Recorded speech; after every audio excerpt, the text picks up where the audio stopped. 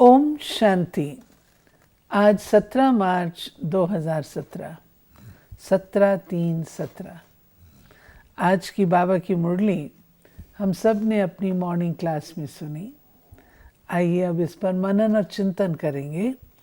मीठे बाबा ने कहा कि मीठे बच्चे, तुम बाप के बने हो इस दुनिया से मरने के लिए। ऐसी अवस्था पक्की करो जो अंत में बाप के सिवाय कोई भी याद ना आए। अब लोग कहते हैं परमात्मा मुझे अपने पास बुला ले, मुझे अपने साथ ले चल, इस पाप की दुनिया से अब दूर कहीं ले चलो, कह देते हैं। अब इसमें इन्वॉल्व क्या है कि नेचुरली आत्मा ने परमात्मा के साथ जाना है, आत्मा ने मुक्ति पानी है, तो इस शरीर से तो छोड़ना पड़ेगा ना। इसी को बाबा ने कहा कि मरने के लिए ही तुम बाप के बने हो। अगर बाप के साथ जाना है तो शरीर को तो छोड़ना ही पड़ेगा, लेकिन आत्मा तो मरती नहीं है। लेकिन ये जो दुनिया के अंदर देह अभिमान है कि मैं मर जाऊंगा, वो व्यक्ति डरता है। तो बाबा कहते हैं अगर आत्मा अभिमानी बन जाए तो मृत्यु कुछ भी नहीं है। जैसे एक व्यक्ति को अच्छी ड्रेस दे दो तो पुरानी फटी हुई ड्रेस आसानी से छोड़ देता है। इसी प्रकार से परमात्मा हमको ले जाते हैं देवताओं की दुनिया में, देवताओं का शरीर मिलेगा। इसलिए हमको कोई मरने के लिए, कुछ छोड़ने के लिए तो कोई कष्ट तो है ही नहीं, खुशी है। और इस बात को बाबा ने समझाया है। कोई सुने तो कहे कि इस दुनिया से मरने के लिए भगवान के बने हैं। परमात्मा शिव का एक नाम महाकालेश्वर भी है। तो महाकाल का अर्थ क्या होता है कि जो इस दुनिया से सदा के लिए ले जाए, दोबारा आपको ना जन्म ना पड़े, ना शरीर छोड़ना पड़े। तो इस प्रकार के वो कल्याणकारी है ना, ये कर्तव्य भगवान का। बाबा ने कहा है कि इस दुनिया में एक आग लगी हुई है, उसको बुझाने का तरीका क्या है? जो आग लगी है वो काम की आग लगी हुई है, जो सबसे तीखी है, और इसको बुझाने वाली केवल रूहानी मिशन है। इसके लिए स्वयं को फायर ब्रिगेड बनाना है और योग बल से ही ये आग बुझ सकती है। बाबा कहते हैं काम विकार सबकी सत्यानाश कर देता है, इस भूत को भगाने का पूरा पुरुषार्थ करो। अब दुनिया वाले देख भी रहे हैं। आज की अगर परिस्थिति समाज की देखें तो सारे समाज में काम की आग लगी हुई है, और काम अग्नि में लोग इतने अंधे हो गए हैं, बेहोश हो गए हैं कि सारा अगर आज के समाचार पढ़ें तो हर एक को ये पता लगता है कि मानव नहीं दानव बन गए, दरिंदे बन गए हैं। कहाँ वो देवता। और जिस समाज में नारी का पूजन होता था, आज काम अग्नि की तो अति हो चुकी है। तो भगवान कहता है सब इसको देख रहे हैं, लेकिन उनको इससे बचने का उपाय नहीं आता। और ही इसके अंदर जैसे कोई आग के अंदर पेट्रोल डालता है, तो आज का समाज इस प्रकार के कर्तव्य कर रहा है जो काम अग्नि उत्तेजित होती जाती, बढ़ती जाती है। तब भगवान कहते हैं कि इसका एकमात्र उपाय है वो रूहानी मिशन है। जैसे दूसरी आग बुझाने के लिए फायर ब्रिगेड होता है, ये एक स्पिरिचुअल फायर ब्रिगेड है। जैसे कहीं आग लग जाए तो फायर एक्सटिंग्विशर होते हैं ना, जो आग को बुझाते हैं। तो बाबा कहते हैं तुम्हारी वो मिशन है जो ही इस आग को बुझा सकती है। आज का जो गीत बजा है वह है महफिल में जल उठी क्षमा। और बाबा कहते हैं ये क्षमा आई है किस लिए?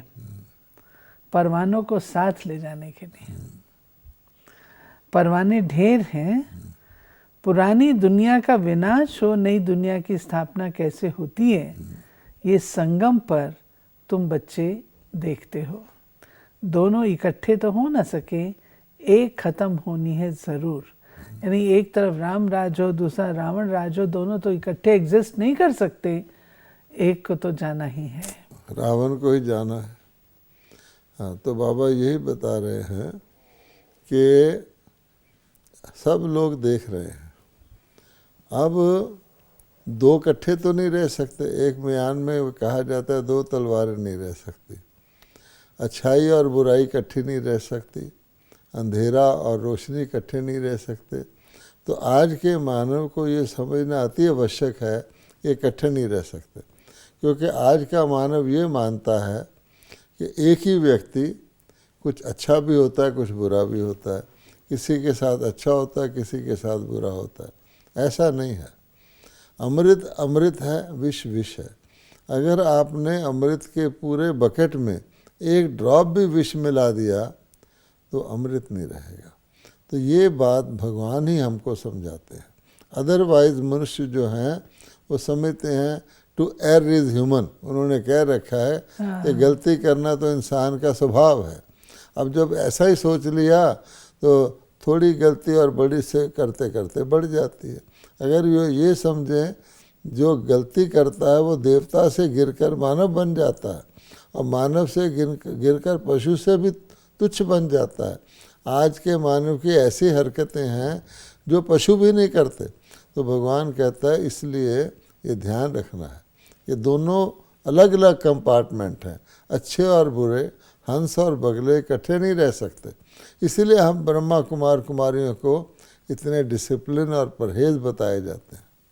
बाबा ने जो कहा कि सबसे तीखी आग काम की है, तो बाबा कहते हैं देखो तुमने मुझे पुकारा भी है कि हे काम के भूत को भगाने वाले आओ, क्योंकि परमात्मा शिव का एक नाम कामारी है। काम का अरी, अरी मीन्स शत्रु। तो बाबा कहते हैं मैं आकर के ये कैसे करता हूँ, मैं आकर के रूहानी मिशन बनाता हूँ, और रूहानी मिशन के द्वारा तुम बच्चों को पवित्र बनाता हूँ, और तुम बच्चे फिर निमित्त बनते हो आग बुझाने के। तो बाबा कहते हैं ये भी अग्नि जो है धीरे धीरे बढ़ती है, और आज तो सारे विश्व को इसने एनगल्फ किया हुआ है। यही बात है कि बाबा ने कहा कि तुम्हारी मैं मिशन बनाता हूँ, जो इस काम रूहानी मिशन, रूहानी मिशन है। क्योंकि ये अग्नि जो है ये आत्मा के अंदर काम विकार है, सबसे बड़ा विकार।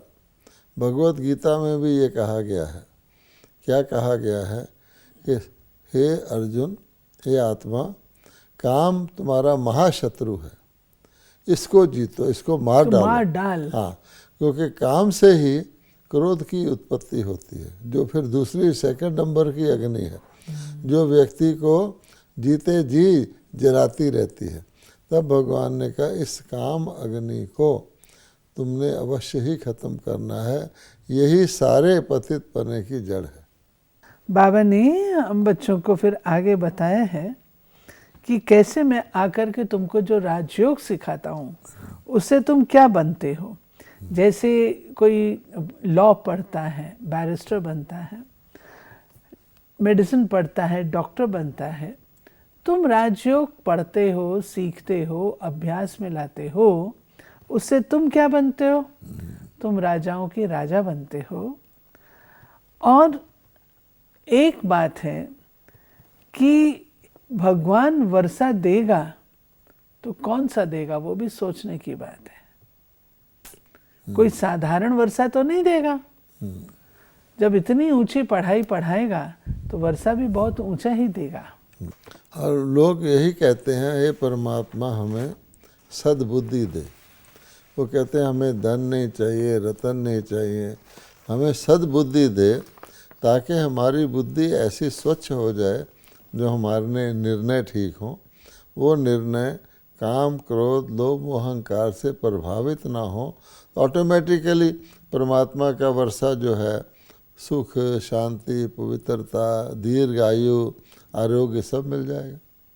बाबा ने कहा मैं तुमको राजाओं का राजा बनाता हूँ। अब देखिए, पहली बात के राजा किसको कहते हैं? दुनिया के अंदर तो कहेंगे सारी प्रजा में एक राजा है, लेकिन बाबा हर एक बच्चे को कह रहा है मैं तुमको राजाओं का राजा बनाता हूँ। तो बाबा कहते हैं पहला गुलाम कौन है? जब हम अपने ही दास बन जाते हैं, अर्थात अपने ऊपर ही कंट्रोल नहीं रख सकते, हमारा मन हमको इधर उधर भटकाता है, हमसे व्यर्थ और पाप कर्म कराता है, तो हम क्या हुए? हम तो अधीन हो गए, अर्थात हम गुलाम हो गए। अब इसको बाबा कहते राजयोग के द्वारा मैं तुमको ये अधीनता समाप्त करके अपना अधिकारी बनाता हूँ, मन जीत बनाता हूँ। जब आत्माएं पक्की मन जीत बन जाती हैं तो कहा जाता है मन जीते जगत जीत। तो ऐसी आत्माओं को परमात्मा फिर ऐसी राजधानी में ले जाते हैं, ऐसी राजधानी उनके लिए स्थापित करते हैं जहाँ सब मन जीत जगत जीत होते हैं। और उनका जो राजा है, ऐसी स्वर्ग का जो राजा है वो क्या होगा? वो राजाओं का भी राजा होगा।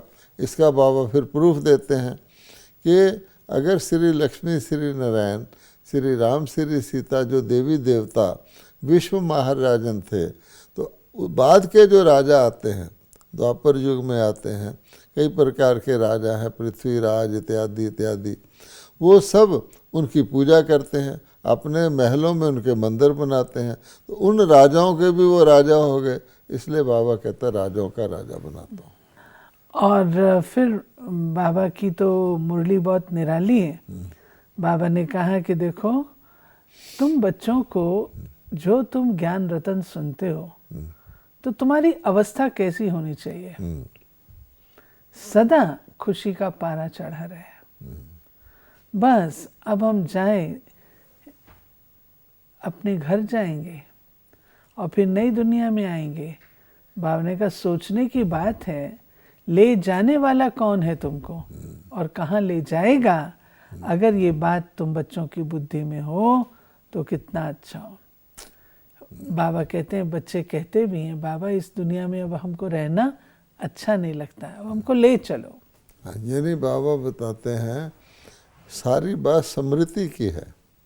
बाबा हमको बार बार स्मृति दिलाते हैं कि बच्चे ये तुम्हारी कौन सी पढ़ाई है, इससे तुम्हें क्या प्राप्ति होती है, पढ़ाने वाला कौन है और तुम कहाँ से क्या बन रहे हो। हमको बाबा बार बार बताते हैं। लेकिन ये जो जन्म जन्मांतर से हम माया के राज में रहे हैं, विकारों के वशीभूत रहे हैं, तो माया जैसे धूल डाल देती है या आंखें बंद कर देती है। इसलिए शिव को कहा जाता है कि शिव ने तीसरी आंख खोल ली, जिससे सबसे पहले काम विकार का विनाश हो गया। तो बाबा कहते हैं उसका जो मुरली चल रही है आज की, ये काम महाशत्रु है। तो तीसरी आंख खोलने से क्या, अपनी तो नहीं खोली शिव ने, उनकी तो आंख सदा ही खुली रहती है, परमात्मा तो सोते जागते नहीं। लेकिन हम आत्माओं की तीसरी आंख अर्थात ज्ञान का नेत्र खोला, जिससे हमको पता लगा कि काम विकार ही वो महाशत्रु है, जिसके कारण से बाकी सब विकार आते हैं और हम देवता से आज जैसे भगत और दुखी आत्मा बन जाते हैं। क्योंकि बाबा कहता है काम विकार का जड़ देह अभिमान है, और देह अभिमान का अर्थ है कि अपने को चैतन्य, पवित्र, पावन, प्रेम स्वरूप आत्मा न मानकर शरीर मानना। बाबा की जो मुरली है उसमें बहुत सुंदर बात बाबा ने आज कही कि बच्चे ये ज्ञान ज़्यादा गरीब ही उठाते हैं। ऐसा बाबा क्यों कहता है? क्योंकि जो धनवान लोग हैं वो इस गलत फहमी में हैं कि हम यहीं, हमारे लिए तो यहीं स्वर्ग है, हमारे पास धन है, हम कुछ भी ले सकते हैं, खा पी सकते हैं, मौज कर सकते हैं। और अपना जब वो कंपैरिजन उन लोगों से करते हैं जो साधन जिस संपन्न नहीं है, तो समझते हैं हम तो स्वर्ग में हैं। लेकिन बाबा कहता है जब मैं ये ज्ञान देता हूँ तो पता लगता है कि यहाँ तो नरक है, चाहे वो धनवान क्या बादशाह भी हो उसके लिए नरक है।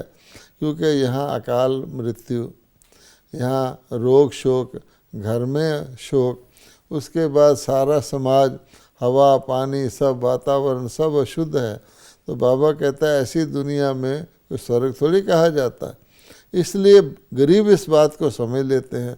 गरीबों को इस पुरानी दुनिया को भूलना, त्याग करना आसान है कि पुराना छोड़ेंगे तो नया मिलेगा। धनवान उसको नहीं छोड़ सकते। इसीलिए कहा गया है कि सुई की नोक से, सुई के छेद से ऊँट निकल सकता है, लेकिन धनवान का स्वर्ग में आना इससे भी ज़्यादा कठिन है। क्योंकि वो स्वर्ग उसी को मान उसी रहे को हैं। स्वर्ग मानता ना, वो समझता है धन है तो स्वर्ग है। लेकिन वास्तविकता देखी जाए, मैं मान लो बीमार हो गया, मेरे पास बहुत धन है, तो मैं क्या कर सकता हूँ? अपने को एक अच्छे एक्सपेंसिव हॉस्पिटल में दाखिल करा सकता हूँ ना, धन इतना ही कर सकता है ना। मान लो कल मेरा ऑपरेशन होना है, ऑपरेशन तो मुझे कराना पड़ेगा ना, चाहे अच्छे हॉस्पिटल में करा लूँ या साधारण में। तो धनवान इस बात को नहीं समझता कि कहा बहुत जगह ये कॉमन बात कही जाती है कि आप धन से अच्छा बेड खरीद सकते हैं, नींद नहीं खरीद सकते। धन से अच्छा घर खरीद सकते हैं, लेकिन एक समरसता का परिवार नहीं खरीद सकते। हर धनवान व्यक्ति अपने आप को विवश महसूस करता है। मान लो किसी का यंग बच्चा मृत्यु शैया पर है, सारा धन लुटाने को तैयार है, लेकिन बच्चे के कर्म ऐसे है तो क्या वो उसको बचा सकता है? ये बात ज्ञान से समझ में आती है। लोग इस गलत फहमी में रहते हैं कि अंधों में काना राजा जैसे होता है, मेरे पास धन है, मैं मोटर में घूम रहा हूँ, वो रिक्शा में बैठ रहा है। लेकिन हो सकता है कि मोटर वाला व्यक्ति मानसिक तौर पर इतना परेशान हो, उसको ना मोटर का गद्दा, ना शॉक ऑब्जॉर्बर, ना एयर कंडीशनर, कोई उसको कुछ रिलीफ नहीं दे सकता। फिर बाबा ने कहा कि निश्चय की भी परीक्षा ली जाती है। बाबा के जब बनते हैं उसके बाद बाबा को बाबा कहते हैं, तो बाबा कहते हैं फिर परीक्षा भी होती है, और उसमें कई बच्चे पास हो जाते हैं, कई नहीं। जो बच्चे श्रीमत पर चलते हैं, बाबा निश्चय बुद्धि उनको समझता है जो श्रीमत पर चलते हैं, जो श्रीमत मिले उसका पालन करें, वो है निश्चय बुद्धि। क्योंकि हर एक कह देगा मुझे परमात्मा पर निश्चय है, लेकिन अगर आप प्रैक्टिकल लाइफ में देखेंगे, पर एक बल एक भरोसे वाला परमात्मा पर संपूर्ण निश्चय करता है। जिसका संपूर्ण निश्चय नहीं होता, वो अपनी दूसरी तैयारी भी रखता है, धन इकट्ठा करके रखता है कि मेरा गरीब ना हो जाऊं, स्वास्थ्य का ध्यान रखता है कि मैं बीमार ना हो जाऊं, दूसरों से संबंध रखता है कि मुझे कठिनाई है तो ये मेरी मदद करेंगे, हर कुछ करता है। तो जैसे कोई व्यक्ति अपने ऊपर विश्वास ही ना हो, दूसरों पर विश्वास ही ना हो, आजकल तो लोग लाइफ इंश्योरेंस करा लेते हैं। पत्नी पति से कहती है तो अपना इंश्योरेंस करा ले, कहीं तुझे कुछ हो गया मेरा तो चलता रहूं। ये क्या भगवान पर, भगवान को वो भी मानते हैं। तो परमात्मा कहते हैं, परमात्मा का निश्चय का अर्थ है कोई भी परिस्थिति आ जाए परमात्मा मुझे बचाएगा। अगर मैं अपने बचाव के साधन भी करता रहूं और साथ में कहूँ परमात्मा मेरा रक्षक है, तो इसका क्या प्रूफ है? तुम्हारा रक्षक है तो तुम समझ रहे हो जो धन मैंने इकट्ठा किया वो मेरा रक्षक है, मैंने बैंक में लॉकर में पैसा रख दिया वो मेरा रक्षक है। तो आजकल बाबा ने कह रखा है किसी की दबी रही धूल में किसी की राजा खाए। कुछ समय पहले जब गवर्नमेंट ने करेंसी डिमोनेटाइज की थी तो लोगों का क्या हाल था। उस वक़्त फिर भगवान तो याद करते हैं ना, है क्या पहले भगवान को याद करें तो कष्ट आए ना, वो कष्ट आने पर भगवान को याद करते हैं तो उस समय याद भी नहीं आती। और इसका उत्तर ये है, कहावत है कि दुख में सिमरन सब करे, सुख में करे ना कोई, जो सुख में सिमरन करे तो दुख काहे को है। बाबा कहते हैं देखो बच्चे, तुम ज्ञान के मतवाले क्यों नहीं बनते हो, और समय भक्ति के मतवाले, ज्ञान के मतवाले क्यों नहीं? तुमने पहले कितनी भक्ति की भगवान से मिलने के लिए, अब तुम्हें जब भगवान मिला है फिर वो मतवाले क्यों नहीं हो? ये मतवाला शब्द बाबा ने बहुत अच्छा यूज़ किया है।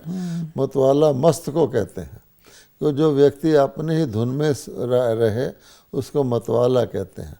तो बाबा कहते हैं कि भगत लोग भी जब नवदा भक्ति करते हैं, कीर्तन करते हैं, भजन करते हैं, तो कोई जाके उसको देखे, उस वक्त उनके एक अजीब प्रकार की मस्ती आती है, क्योंकि देवताओं की महिमा करते करते खुद ही खुश हो जाते हैं। ये तो एक नियम है, आप किसी की महिमा करोगे खुद को खुशी होगी। आप किसी का निरादर करोगे उसको तो असर होना, आप उदास हो जाओगे।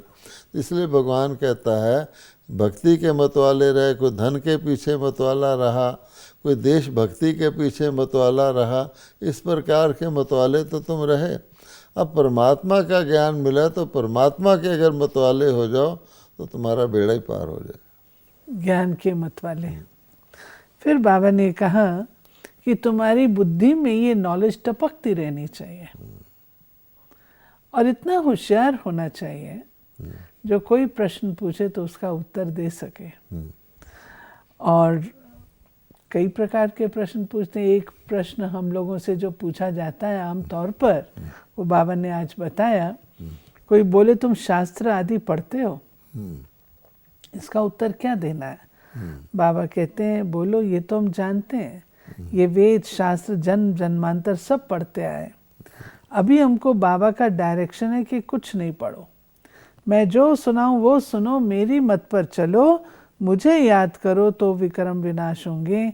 अभी मौत सामने खड़ा है, मैं आया हूं तुमको लेने लिए, मैं तुम्हारा बाप हूं।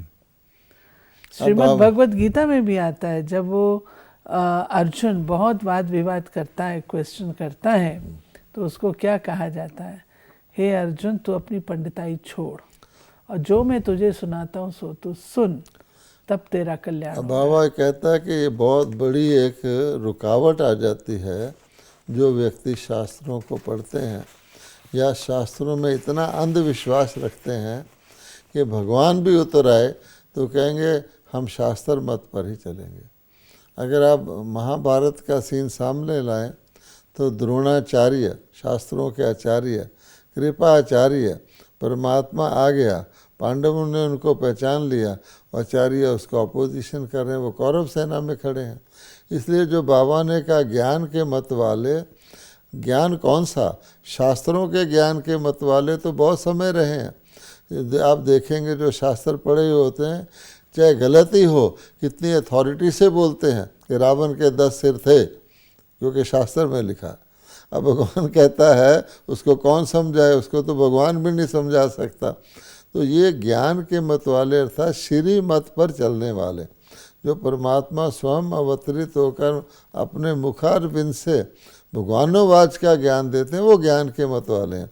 शास्त्रों के मत वाले तो बाबा कहता है उसके लिए तो भगवान ने कह दिया है कि लाख यत्न कर लो, जन्म जन्मांतर से तुम शास्त्र ही पढ़ते आए हो, लेकिन कहा जाता है सारी रामायण पढ़ ली, ये पता ही नहीं लगा राम कौन था, रावण कौन था, दुश्मन तुम्हारा कौन है, मित्र कौन है, इसीलिए तो दुखी हो रहे हैं। फिर बाबा ने आज की मुरली में सर्वोदय लीडर की बात कही। बाबा ने कहा सर्वोदय लीडर वास्तव में विश्व पर दया कर विश्व को बदलने वाला है। और तुम जानते हो बाबा हमको विश्व का मालिक बनाने आए हैं, एवर हेल्दी एवर वेल्दी बन जाएंगे। बाबा कहते ये भी अक्षर जो है वो सबकी समझ में नहीं आते। क्योंकि सर्वोदया अर्थात सर्व प्रकार की दया, उसको बाबा कहते तो मैं ही करता हूँ। और आज की मुरली बाबा ने याद प्यार देने के बाद भी बाबा ने कुछ बोला, और वो बाबा ने आमदनी के लिए बोला। बच्चे अपनी कमाई करो, कमाई में संलग्न रहो। वरदान है आज की मुरली का, आकारी और निराकारी स्थिति के अभ्यास द्वारा हलचल में भी अचल रहने वाले बाप समान भाव।